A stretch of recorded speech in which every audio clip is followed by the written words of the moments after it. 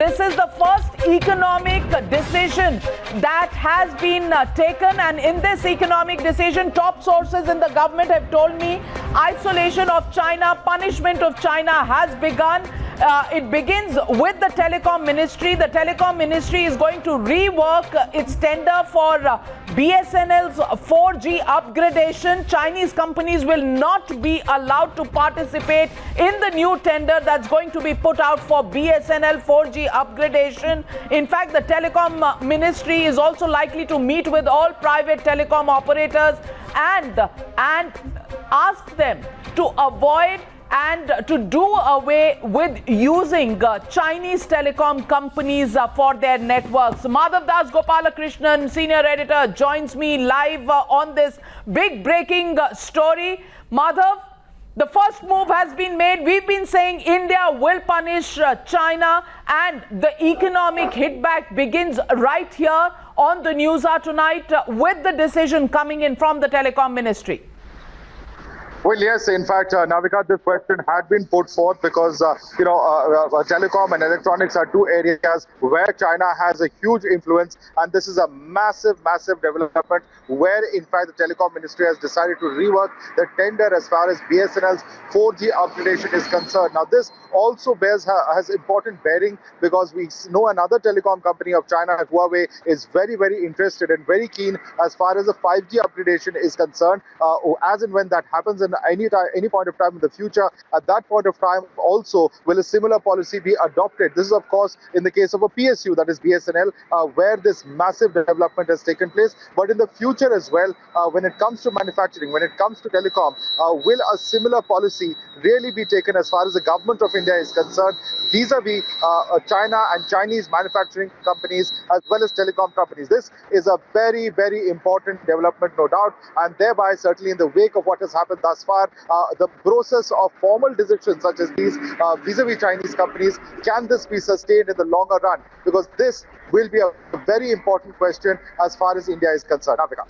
Well, there have been reservations on using Chinese telecom equipment for years now, and I've been covering this right since the early 2000s, 2001, when they were working out of Bengaluru, where they had large number of Chinese company people also operating from there. There were requests from the Intelligence Bureau, from the R&AW, that they should be monitored and there should be Indians who should be put. When other big telecom companies came in, there were objections in many cabinet meetings where objections were raised on the issue of Chinese telecom companies having linkages to Chinese intelligence as well as Chinese military operating out of India. But with the passage of time, I think between 2005 and 2014, we let our guard down.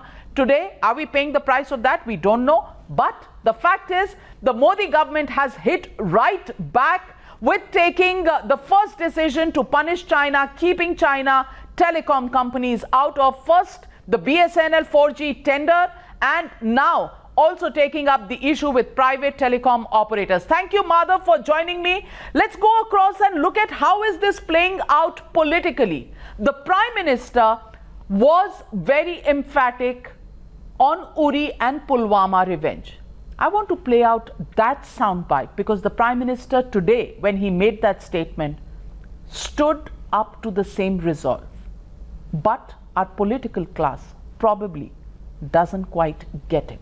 Let's listen in to the Prime Minister first, and then, of course, the opposition and their questions, which continue to grow even at such a sensitive situation the country is facing. Listen in. आतंकवादी कान खोल के सुन ले, यह देश इस बात को कभी भूलने वाला नहीं है। आतंकवाद के सामने न हिंदुस्तान झुका है, न हिंदुस्तान झुकेगा। आतंकवाद को परास्त करके रहेगा। पुलवामा हमले के गुनाहगार, पुलवामा हमले के साजिशकर्ताओं को उनके किए की सजा जरूर मिलेगी। आतंकी संगठनों और उनके आकाओं ने जो हैवानियत दिखाई है, उसका पूरा हिसाब किया जाएगा। चीन की सीमा पर हमारे 20 वीर सैनिकों की शहादत ने पूरे देश की अंतरात्मा को हिलाकर रख दिया है। मैं इन सभी बहादुर शहीदों को श्रद्धा के साथ नमन करते हुए दिल की गहराई से श्रद्धांजलि देती हूँ। साथ ही प्रार्थना करती हूँ कि उनके परिवारों को यह दुख सहने की शक्ति दे। Party meeting is also okay because all party meetings sometimes, all the political parties, they belongs to the government. So there will be no problem for that. That is okay. Practically or technically it is not wrong. It is correct. It is correct, but we are proud of our nation. We have to fight together. If there is anything come from the enemy, we have to fight the battle together. That I believe so. আমাদের দেশকে কেউ আঘাত করুক এটা আমরা চাই না।